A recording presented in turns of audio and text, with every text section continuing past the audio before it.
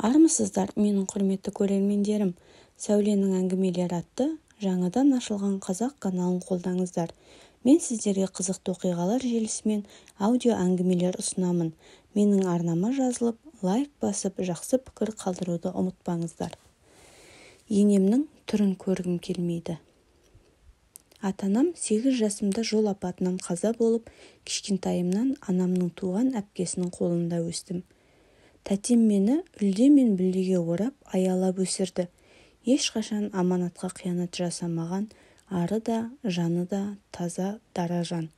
Сол үшін ол кісіге өмір бойы қарыздар болып өтетінімді білемін. Мектепті бітірген соң өз күшіммен Алматыға оқуға түстім. 1-ші курста оқып жүргенде Бағдәулет есімді жігітпен танысып, араласып жүрдім. Басында оның ұсынысын қабылдай алмай, тек дос ретінде сырласып жүрдім. Ол өзінің маған деген қарым-қатынасы арқылы менің жүрегімді жаулап алды. Айтқанымды екі етпей, барынша көңілімді табуға тырысатын. Мен оның мінезіне, жүрегінің кеңдігіне тәнті болдым. Сөйтіп жүргенде оған қалай ғашық болып қалғанымды түсінбей қалдым. Көп ұзамай жігітім маған сөз салып анасымен де таныстырды. Анасы өте жақсы, кең пейілді, жұмсақ мінезді болып көрінді. Бізге батасын беріп, тойдың қамына қуана-қуана кірісіп кетті. Жігітім отбасындағы жалғыз бала, сонымен қатар әкесі өмірден ерте озған екен. Бала күнінен анасына масыл болмай, еңбек етіп, басшылыққа тырмысқан. Тойды аман-есен атқарып, қонақтарды шығарып салғанымыз сол-ақ еді, енемді біреу алмастырып кеткендей, аузына келгенді айтып, мені балағаттайтынды шығарды. Мен өзім өте байсалды жанмын. Өмірімде біреумен бақталасып, жаға жыртысып, жанжалдасып көрген емеспін.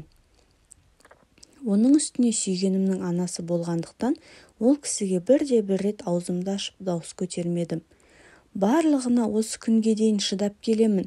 Ең қызығы, күйеуім үйде жоқ кезде, сен жетімсің, сенің туыстарыңнан пайда жоқ, өңшең келімсімектер, қайыршы деп ащы тілімен сабап алатын. Ал күйеуім үйге келгенде мені аяқ асты алтыным, күнім, айым, қызым деп еркелете қояды.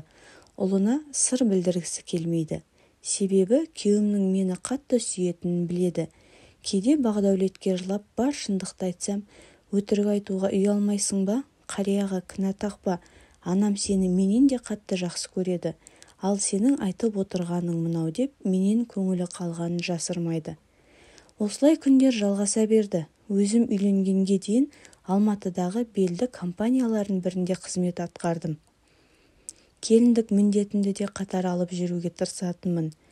Бірақ уақыт өте келе, енем күйеуім екеуміздің арамызға от сала бастады. Табысым күйеуімдікінен әлде қайда көп болған соң, жалақы алатын картамды да тартып алды. Менің не болса да көнетініме үйреніп қалған, көп ұзамай ұрып соғатын өнерінде шығарды. Ол туралы Бағдәулетке айтудың мәні жоқ екенін түсіндім. Ол бәрібір маған емес, анасына сенеді. Мен оны жақсы көргендіктен бізді ойлап мұңайғанын қаламаймын.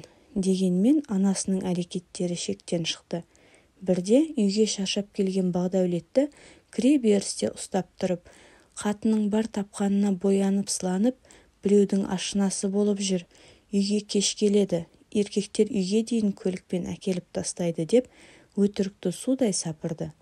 Сондағы менің таңғалғаным сонша, жағамды ұстап, айтарға сөз таппай қалдым. Мұндай сөздер ойлап тапқанына қарағанда, бұл салада біраз тәжірибесі бар адам шығар деп ойладым. Маған дейін қаншама адамға қастық жасады екен. Мен Бағдәулетпен сөйлесіп, ондай ештеңенің жоғын айтып түсіндіре алмадым.